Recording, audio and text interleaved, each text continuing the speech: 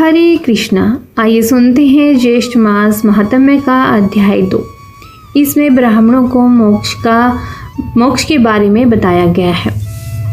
श्री स्कंद जी कहते हैं कि ज्येष्ठ मास में देवताओं की संतुष्टि के निमित्त प्रतिदिन ब्राह्मणों को दही और चावल का दान देना चाहिए। चावल और दही के दान की महिमा कहने में तो शिवजी भी असमर्थ हैं। हे विप्र लोगों, अलकापुरी में गौतम नाम का एक ब्राह्मण रहता था। वह धर्मशास्त्र और पुराणों का ज्ञाता परंतु द्रव्यहीन और महादुखी था, यानी उसके पास कोई भी धन नहीं था। उसने अपने कुटुंब के पालन पोषण के लिए समस्त कर्मों को किया और शुभ तथा अशुभ फलों को जानता हुआ भी हर प्रकार के दानों को ले लेता था। फिर चोरों का साथी होकर चोरी करके भी वह ये कार्य करता था, परंतु फिर भी जब उसे कुछ धन प्राप्त न हुआ तो वह दूसरे देश चला गया। समस्त कुटुंब को त्याग कर वह पाप बुद्धि बलि में दिए हुए प्रेत पिंडों की जीविका क्षुधा से आतुर होकर करने लगा। इस प्रकार शमशान में रहकर बलि खाने वालों के साथ सब कर्मों को त्याग कर बलि भोजन करने लगा और शक्तिहीन वृद्धावस्था से जीर्ण तथा क्षीण आयु हो गया। जब ज्येष्ठ मास आया तब उस ब्राह्मण ने अपने भोजन से कुछ बलिदानों को काक तथा पक्षियों को देकर स्वेच्छा से उस ब्राह्मण ने स्वयं भी भोजन किया। इस प्रकार ज्येष्ठ मास में उसने बलिदान किया, किंतु जानकर नहीं किया। जब इस पुण्य कर्म के पश्चात कुछ दिनों बाद उसकी मृत्यु हो गई, तब यमदूतों ने आकर उसको पाश में बांध लिया और जब उसको यमलोक लेकर जाने लगे तब वह रोने लगा। उसके रोने पर यमदूत उसको मुद्गल से मारने लगे, परंतु इसी बीच में भगवान विष्णु के दूत वहां आ गए। विमान पर सवार हो उन विष्णु दूतों ने यमदूतों को अलग हटा दिया और दिव्य देहधारी उससे ब्राह्मण को विमान पर बिठाकर स्वर्गलोक को ले गए।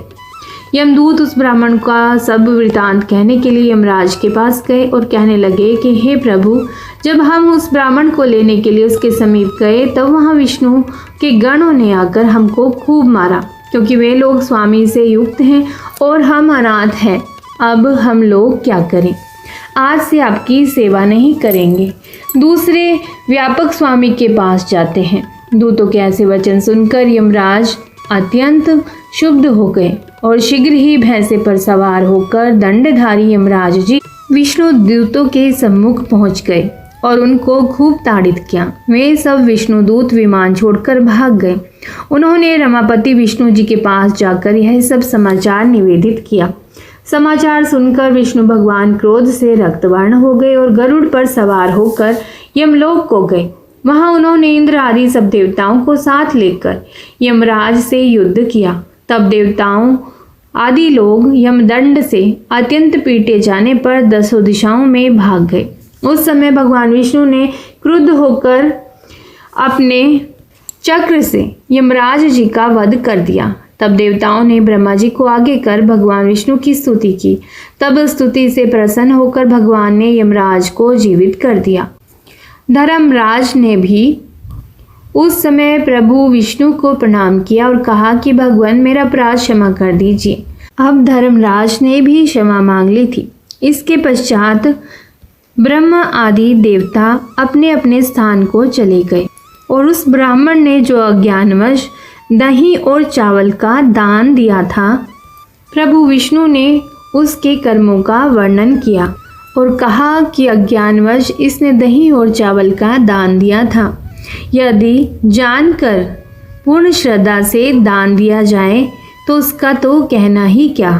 अतः प्रत्येक मास में सर्वश्रेष्ठ ज्येष्ठ मास में ब्रह्म आदि जातियों को प्रतिदिन दही और चावल का दान करना चाहिए और प्रतिदिन ब्राह्मणों के चरण धोकर सुगंधित चंदन से उनका पूजन करना चाहिए और सुगंधित पुष्प माला द्वारा विविध प्रकार के फलों की लस्सी और शरबत आदि से सत्कार करना चाहिए और पंखे से ब्राह्मण की हवा करनी चाहिए। हे ब्राह्मणों, इस प्रकार ज्येष्ठ मास में स्नान दान और पूजन आदि करने से लोगों को परम गति प्राप्त होती है। ओम नमो नारायणे। ज्येष्ठ मास महात्म्य का अध्याय 2 संपन्न हुआ। अतः हमें ज्येष्ठ मास में दही और चावल का ब्राह्मण को दान अवश्य ही करना चाहिए। प्रभु विष्णु की कृपा आप सभी पर सदैव बनी रहे। जय श्री कृष्ण। आप लोगों ने अक्सर इन लोगों को यह कहते हुए सुना होगा कि मैंने कभी कोई बुरा कार्य नहीं किया, फिर भी मैं बीमारियों से परेशान हूँ। ऐसा मेरे साथ क्यों हो रहा है? क्या भगवान बहुत कठोर हैं और निर्दयी हैं? पहली बात तो हमें यह समझ लेनी चाहिए कि हमारे कार्य और भगवान का कोई संबंध नहीं है।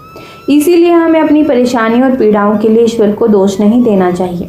यदि आप सहगुणी हैं तो आप जीवन में संपन्न और सुखी रहते हैं। यदि आप लोगों को सताते हैं या पाप कर्म करते हैं तो आप पीड़ित होते हैं और तरह तरह की बीमारियां कष्ट देती हैं।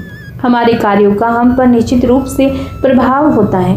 कभी हमारे कर्मों का प्रभाव इसी जन्म में तो कभी अगले जन्म में मिलता है, लेकिन मिलता अवश्य है। इसका अर्थ है कि हम अपने कर्मों के प्रभाव से कभी मुक्त नहीं होते। यह बात अलग है कि इसका प्रभाव तुरंत दिखाई ना दे। इस बात का विवरण आपको इस वीडियो के माध्यम से बताया जा रहा है कि हमारे पाप हमें किस रूप में लौटकर मिलते हैं और पीड़ित करते हैं। यदि आप किसी रोग से पीड़ित हैं तो यह समझें कि आपने अवश्य ही कोई पाप पूर्व जन्म में किया है। आपके पाप कर्म द्वारा होने वाली कुछ बीमारियों को सांकेतिक रूप में आपको बता रहे हैं इस वीडियो के माध्यम से। जैसे कि लोगों का धन लूटने वाले को गले की बीमारी से पीड़ित होना पड़ता है। पढ़े लिखे ज्ञानी जन के प्रति दुर्भावना से काम करने वाले व्यक्ति को सिर दर्द की शिकायत रहती है। हरे पेड़ काटने वाले और सब्जियों की चोरी करने में लगे व्यक्ति अगले जन्म में शरीर के अंदर अल्सर घाव से पीड़ित होते हैं। झूठे और धोखाधड़ी करने वाले लोगों को उल्टी की बीमारी होती है।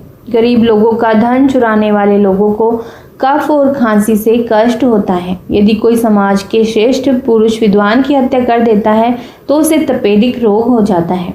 गाय का वध करने वाले कुबड़े बनते हैं। निर्दोष व्यक्ति का वध करने वाले को कोढ़ होता है। जो अपने गुरु का अपमान करता है उसे मिर्गी का रोग होता है। वेद और पुराणों का अपमान और निरादर करने वाले व्यक्ति को बार बार पीलिया होता है। झूठी गवाही देने वाले व्यक्ति गूंगे हो जाते हैं। पुस्तकों और ग्रंथों की चोरी करने वाले व्यक्ति अंधे हो जाते हैं। गाय और विद्वानों को लात मारने वाले व्यक्ति अगले जन्म में लंगड़े बनते हैं। वेदों और उसके अनुयायियों का निरादर करने वाले व्यक्ति को किडनी का रोग होता है। दूसरों को कटु वचन बोलने वाले अगले जन्म में हृदय रोग से कष्ट पाते हैं। जो सांप, घोड़े और गायों का वध करता है वह संतानहीन होता है। कपड़े चुराने वालों को चर्म रोग होते हैं। परिश्री गमन करने वाला अगले जन्म में कुत्ता बनता है। जो दान नहीं करता है वह गरीबी में जन्म लेता है। आयु में बड़ी स्त्री से सहवास करने से डायबिटीज रोग यानी कि मधुमेह होता है। जो अन्य महिलाओं को कामुक नज़र से देखता है उसकी आंखें कमजोर हो जाती हैं। नमक चुराने वाला व्यक्ति चींटी बनता है। जानवरों का शिकार करने वाले बकरे बनते हैं। जो ब्राह्मण होकर भी गायत्री मंत्र नहीं पढ़ता वो अगले जन्म में बगुला बनता है। जो ज्ञानी और सदाचारी पुरुषों को दिए गए अपने वचन से मुकर जाता है वह अगले जन्म में गीदड़ बनता है। जो दुकानदार नकली माल बेचते हैं वे अगले जन्म में उल्लू बनते हैं। और जो अपनी पत्नी को पसंद नहीं करते वे खच्चर बनते हैं। जो व्यक्ति अपने माता पिता और गुरुजनों का निरादर करता है उसकी गर्भ में ही हत्या हो जाती है। मित्र की पत्नी से संबंध बनाने की इच्छा रखने वाला अगले जन्म में गधा बनता है। मदिरा का सेवन करने वाला व्यक्ति भेड़िया बनता है। जो स्त्री अपने पति को छोड़कर दूसरे पुरुष के साथ भाग जाती है वह घोड़ी बन जाती है। पूर्व जन्म में किए गए पापों से उत्पन्न रोग कैसे दूर हों? पूर्व जन्मार्जितम पापम व्याधि रूपेण व्याधिते तछन्ति ही औषधनै धानहि जपा होमा क्रियादभिः। यानी कि पूर्व जन्म के जो पाप हमें रोग के रूप में आकर पीड़ित करते हैं उनका निराकरण करने के लिए दवाइयाँ, दान, मंत्र जप, पूजा अनुष्ठान करने चाहिए। केवल यह ही नहीं, हमें गलत कर्म से भी बचना चाहिए। तभी हम पूर्व जन्म कृत पापों के दुष्प्रभाव से मुक्त हो सकेंगे।